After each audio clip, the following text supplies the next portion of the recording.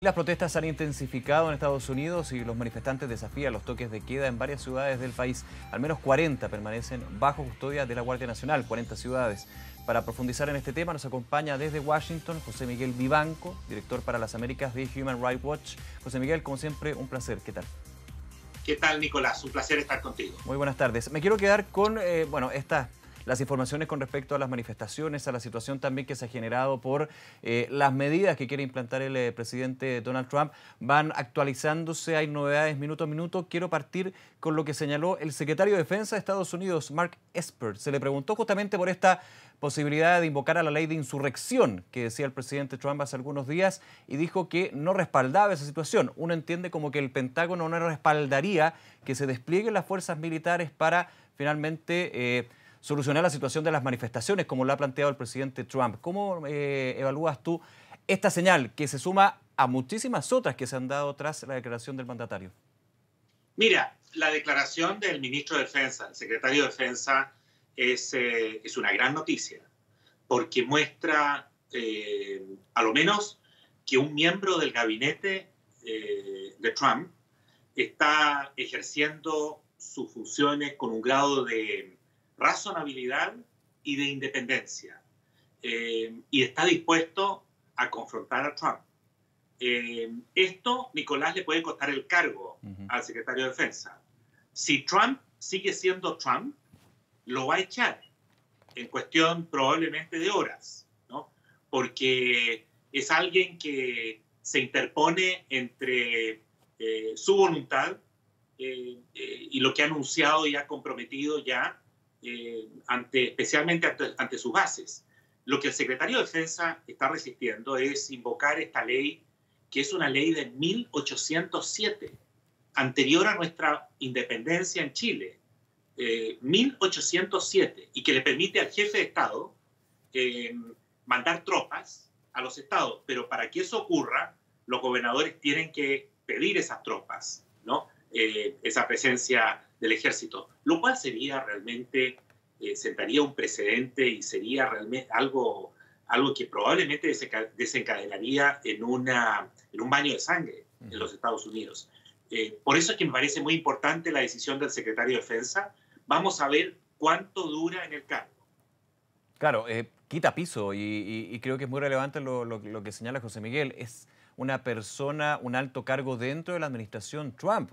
Y esto, claro, porque habíamos visto creo que la gran mayoría de los gobernadores que decían gracias, pero no gracias.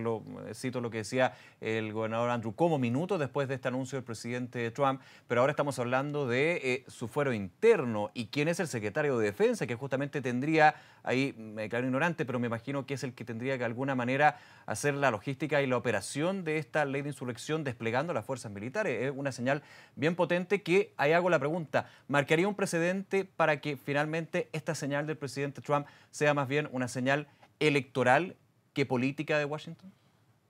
No, a ver. Cuando Trump, y eso lo ha demostrado en la práctica, cuando él anuncia algo, cuando él dice, por ejemplo, vamos a suspender los vuelos, no vamos a permitir que entren al país personas de tal o cual origen, vamos a, por ejemplo, a imponer unas nuevas reglas migratorias y aquellos migrantes que entren a la frontera y vengan con menores, les vamos a quitar a los menores y los vamos a ellos, a los adultos, a los padres, a expulsar del país. Todos esos anuncios luego los ejecuta. Para él es muy importante mantener una credibilidad de un hombre fuerte, como se acaba de escribir ante los medios, como el presidente de la ley y el orden. Y que eso es realmente inusitado. Él lo ha repetido ya varias veces. Soy el presidente que representa la ley y el orden. Y yo me temo, Nicolás, que esto no era simplemente un eslogan de campaña para digamos, revitalizar, a su base electoral. Esto va mucho más lejos. Él es alguien que lo que promete trata de cumplirlo, así no sea algo completamente descabellado, así no sea un disparate completo como esta, de tal modo que si él se queda en silencio y acepta la declaración y la objeción del secretario de la Defensa, creo que es una muestra de debilidad de Trump. Y así él lo va a interpretar. Y creo que por eso es que la película está recién comenzando en este sentido. Hagamos un poquito de análisis futuro con respecto a este punto. Comparto contigo, el presidente Trump en distintas ocasiones ha señalado eventuales medidas y se podría decir que es de una línea. Finalmente las cumple o llega a cumplirla. Solamente pensar en los primeros meses de gobierno del presidente Trump cuando hablaba del muro y finalmente busca tomar los recursos de FEMA, del Fondo de Emergencia para Catástrofes, justamente para poder generar este muro entre México y Estados Unidos. Ante ese punto, ¿qué podría significar el aplicar esta ley de insurrección? Profundizar en lo que tú ya habías mencionado en parte de esta conversación. Mira, Nicolás, la pregunta es muy oportuna porque creo que es importante aclarar que hay 23 estados de los 50 que ya tienen Guardia Nacional. La Guardia Nacional está compuesta por reservistas del ejército norteamericano.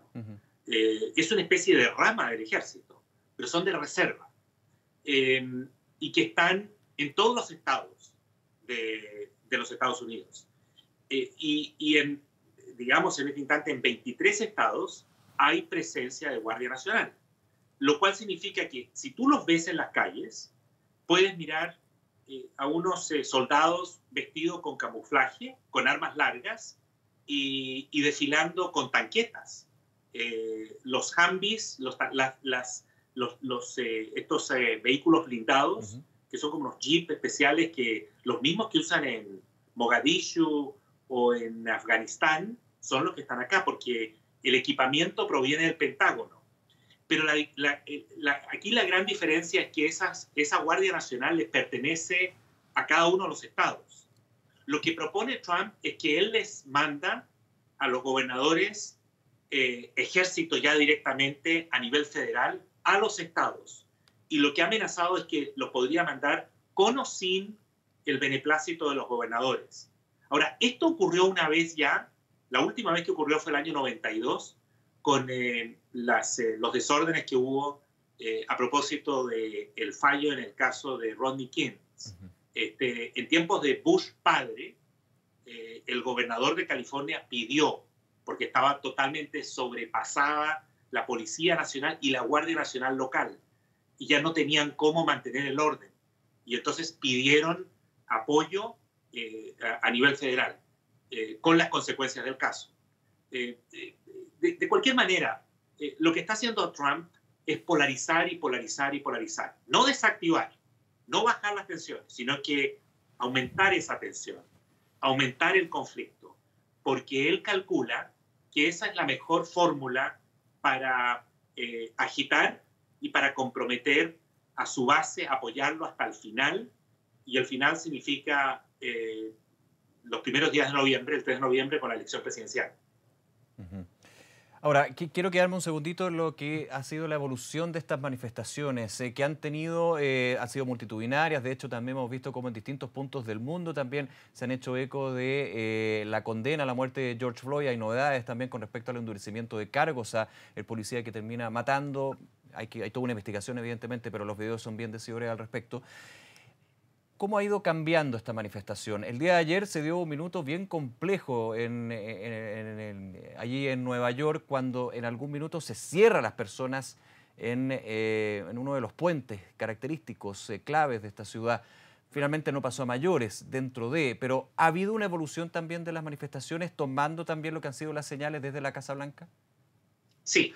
A ver, las manifestaciones arrancaron, como todos sabemos, motivadas por un fuerte sentimiento de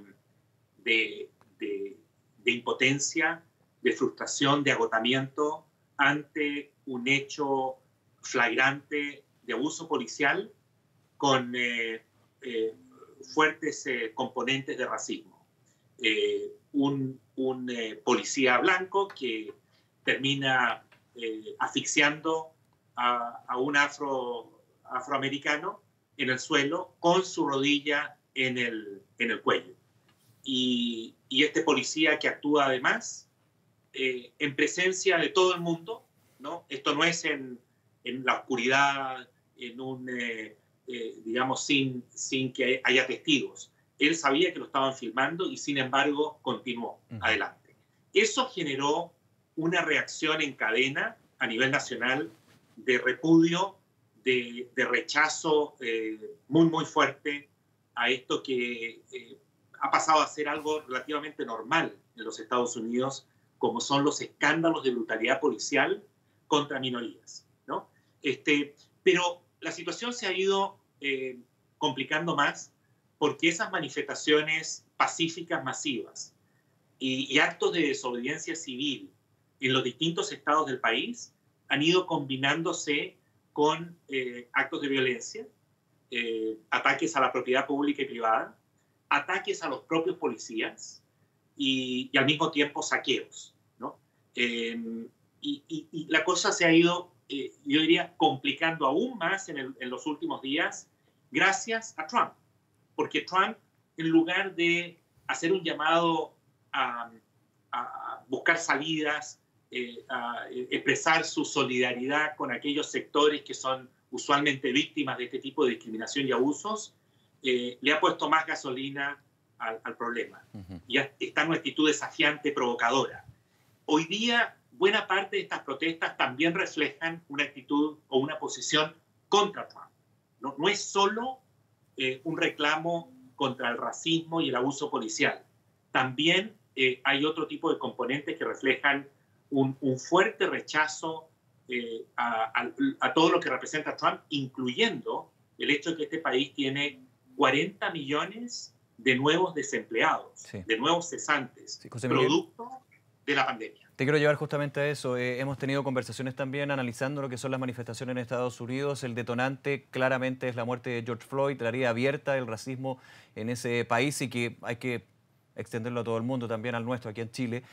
Pero se van sumando otras situaciones. El alto número de desempleos, la crisis social, económica, producto también de la crisis sanitaria. Estamos hablando de un país que sigue liderando la cantidad de muertos y también de contagios con este COVID-19. No solamente se está concentrando en el detonante, insisto, que es la muerte de George Floyd, sino que empiezan a aparecer otras demandas, otras situaciones, otras realidades de los ciudadanos norteamericanos en estas manifestaciones.